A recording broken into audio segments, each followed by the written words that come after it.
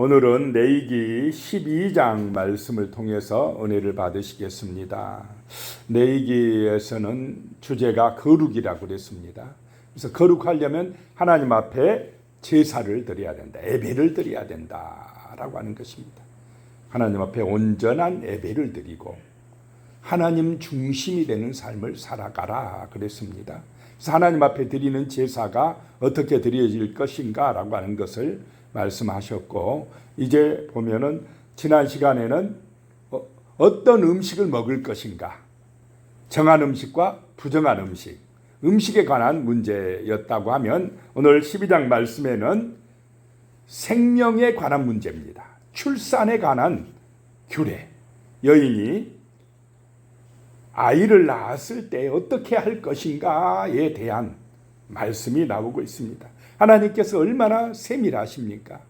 자, 인간에게 있어서 이 출산은, 생명을 낳는 것은 정말로 소중하고 중요하다라고 하는 그런 의미입니다. 하나님은 이 아이 낳는 것까지도 말씀하신다, 말씀으로 지키게 하신다 라고 하는 것입니다. 그래서 이 아이를 낳는 것은 큰 복이라는 것입니다. 생명에 관한 것이기 때문에 그렇다는 것입니다. 그 생명의 주관자도 누구십니까? 하나님이시다라고 하는 것입니다. 그래서 여인이 출산했을 때 어떻게 할 것인가 라고 하는 것입니다. 1절에 보시면 여호와께서 모세에게 말씀하여 이르시되, 출산에 대한 것도 말씀하셨다라고 하는 것입니다. 그래서 하나님의 말씀은 우리의 일상의 삶 속에서도 그대로 적용되어야 하는 줄로 믿으시기 바랍니다. 그래서 교회에서만 하나님의 말씀을 기억하는 것이 아니고, 아이 낳는 데에도 하나님의 말씀이 임한다라고 하는 것입니다. 2절에요. 이스라엘 자손에게 말하여 이르라. 여인이 임신하여 남자를 낳으면 그는 이래 동안 부정하리니 곧 월경할 때와 같이 부정할 것이며, 이스라엘 자손에게 분명하게 이르라, 말하라 라고 하는 것입니다. 이 규례를 지켜야 된다 라고 하는 것입니다. 여인이 임신하여 남자를 낳으면, 사내 아이를 낳으면 그는 이래 동안 부정하리니 월경 때와 같이 부정할 것이요. 이 피를 흘린 것은 부정하다 이렇게 보았습니다. 생명은 피에 있다고 보았기 때문입니다. 그래서 남자아이를 낳으면 이래 동안은 사람들이 접근 금지시키는 것입니다. 이것이 옛날에 우리도 아이 낳으면 어떻게 합니까? 대문에 이런 고추 같은 거 새끼에 묶어가지고 못 들어오게 하죠. 구별한다 이 말입니다. 왜냐하면 산모가 약하고 아이도 아직 약하니까, 면역에 약하니까 사람들이 자주 드나거리면 어떻습니까? 들락날락하면 위험하니까 금지시켰다라고 하는, 그런 얼마나 의학적으로도 정말 맞는 말씀입니까? 그래서 7일간은 부정할 것이고, 3절에요. 여덟째 날에는 그 아이의 포피를 베릴 것이요. 일주일 동안 딱 격리했다가 8일째 되는 날에 그 아이, 사내 아이면 할례를 행하라 라고 하는 것입니다. 8일째, 여덟째 날에, 8이라고 하는 것은 부활이고 재창조를 의미합니다. 그래서 여덟째 날에 이제 할례를 받으면서 이 아이는 누가 주신 아이라고 고백하는 것입니까? 하나님이 주신 아이다, 하나님이 주신 생명이다. 그러니 하나님의 은혜 안에서, 신앙 안에서 온전하게 말씀으로 어떻게 해야 되겠다 결단하는 것입니까? 잘 양육하리라 라고 하나님 앞에 결단하는 시간입니다. 그 하나님과의 관계가 중요한 줄로 믿으시기 바랍니다. 내 이 아이가 하나님이 주신 생명이다, 하나님의 은혜 안에서 잘 양육해야 되겠다.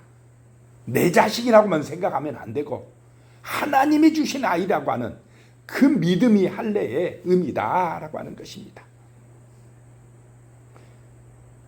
그런데 이 할례가 나중에는 변질이 돼가지고 그냥 할례 받는 것 그것이 중요해가지고 할례 안 받으면 구원 못 받는다 이렇게 나가버리면 또 문제가 됩니다. 그래서 바울이 나중에는 로마서에 가면은 표면적 유대인이 아니요 내면적 유대인이다 이렇게 말씀했습니다. 그리고 진정한 할례는 그 마음에 있느니라. 마음에 받으라. 마음에 정말로 진실한 믿음이 있고 그 하나님의 말씀이 믿어질 때에 거듭나게 되고 새 생명을 얻게 되고 하나님의 자녀가 되는 줄로 믿으시기 바랍니다. 육신적인 할례를 받으면서도 예수를 안 믿으면 어떻게 거듭날 수 있느냐라고 나중에 바울이 유대인들을 책망하게 되는 것입니다. 그래서 이 할례의 의미는 하나님과의 관계가 온전해지는 것이다 라고 하는 것입니다. 그래서 어려서부터 그 8일째 되는 아이 때부터 우리는 아이를 믿음과 신앙으로 잘 양육해야 될 결단을 해야 된다는 것입니다. 4절에요. 그 여인은 아직도 33일을 지내야 사절이 깨끗하리니 정결하게 되는 기한이 차기 전에는 성물을 만지지도 말며 성소에 들어가지도 말 것이며. 자, 7일에다 33일 더하면 며칠입니까? 40일입니다. 그래서 산에 아이를 낳으면 여자는 산후 조리 기간이 며칠이라고요? 40일을 일하면 안 되고 좀 몸을 보호해야 된다라고 하는 의미입니다. 참 얼마나 세밀하신 하나님이십니까? 오늘 이 시대에도 적용하기가 힘든 그런 이 산후조리, 산모보호, 여성 존중의 사상이 여기에 들어있다라고 하는 것입니다. 5절에요. 여자를 낳으면 2일에 동안 부정하리니 월경할 때와 같을 것이며 사절이 깨끗하게 되면 66일을 지내야 하리라. 여자아이를 낳으면 사내 아이를 낳은 것보다 몇 배 더 해야 됩니까? 2배입니다. 2배.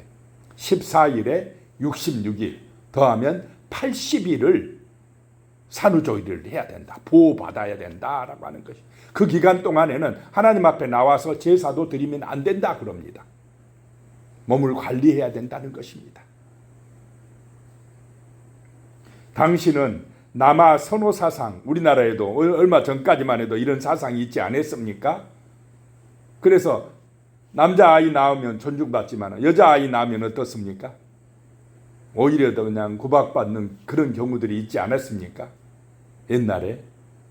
그런데 여자아이를 낳으면 더 보호하라 라고 하는 그런 사상, 정말 하나님의 말씀이 임했다라고 하는 것입니다. 너희는 그대로 하라 라고 하는 것입니다. 하나님께서 모세를 통하여서 이런 부분까지 백성들에게 말씀해 주시니까 백성들은 그대로 지켜야 됩니까? 안 지켜야 됩니까? 지켜야 됐습니다. 만약에 이런 말씀이 없었으면 여자들이 애기 바로 낳고도 뭐하러 가야 됩니까? 당신은 일하러 가야 돼요. 보호받지 못하는 그런 시대에 하나님이 말씀하셔서 아이를 낳는 그 여인들이 정말 산후조리할 수 있는, 보호받을 수 있는 그런 말씀을 하셨다는 것이 얼마나 사랑이 넘치는 그런 은혜의 말씀입니까? 6절입니다. 아들이나 딸이나 정결하게 되는 기한이 차면 그 여인은 번제를 위하여 1년 된 어린 양을 가져가고 속죄제를 위하여 집비둘기 새끼나 산비둘기를 회막문 제사장에게로 가져갈 것이요. 그 정결하게 하는 기간이 차면 사내 아이는 40일, 여자아이는 80일이 차면 제일 먼저 해야 될 일이 뭐라고요? 하나님 앞에 나가서 제사하는 것이다 라고 하는 것입니다. 그래서 아이를 낳는데도 그 아이에게 뭐 잘해줄까, 좋은 옷 입혀줄까, 뭐 어떻게 하면 좋은 교육 시킬까, 이것이 먼저가 아니라는 것입니다. 제일 먼저 이제 그 정결하게 하는 기간이 끝나면 하나님 앞에 나가라는 것입니다. 하나님 앞에 제사 드리라 라고 하는 것입니다. 그래서 먼저 번제를 드리는데 어린 양을 가지고 가라. 이 번제는 온전한 희생, 헌신하겠다라고 하는 결단인데 그 산모를 위하여 번제를 드렸다라고 하는 것입니다. 다시 한번 이제 하나님 앞에 내가 온전히 헌신하겠나이다 라고 산모가 하나님 앞에 그 아이 주신 것에 대해 감사해서 결단하는 시간, 번제를 드린다라고 하는 것입니다. 그동안 예배 못 드렸으니까 또 온전한 자세로 하나님 앞에 나와서 정말 하나님이 주신 생명이라고 온전히 하나님께 헌신하겠다고 결단하는 시간 가져야 된다라고 하는 것입니다. 그리고는 속죄제를 위하여는 산비둘기나 집비둘기 새끼를 가져와서 드리라. 이 속죄제는 아이를 위해서 속죄의 제사를 드린답니다. 그럼 우리가 생각하기를 그 갓난 아이가 무슨 죄가 있느냐, 무슨 속죄의 피가 필요하냐 라고 생각할 수가 있지만은 인간은 언제부터 죄인입니까? 태어나면서부터 죄인입니다. 그 갓난 아이도 죄인입니다. 속죄의 제사가 필요하다라고 하는 것입니다. 그래서 하나님 앞에서 아이를 위하여 비둘기로 속죄의 제사를 드리라라고 하는 것입니다.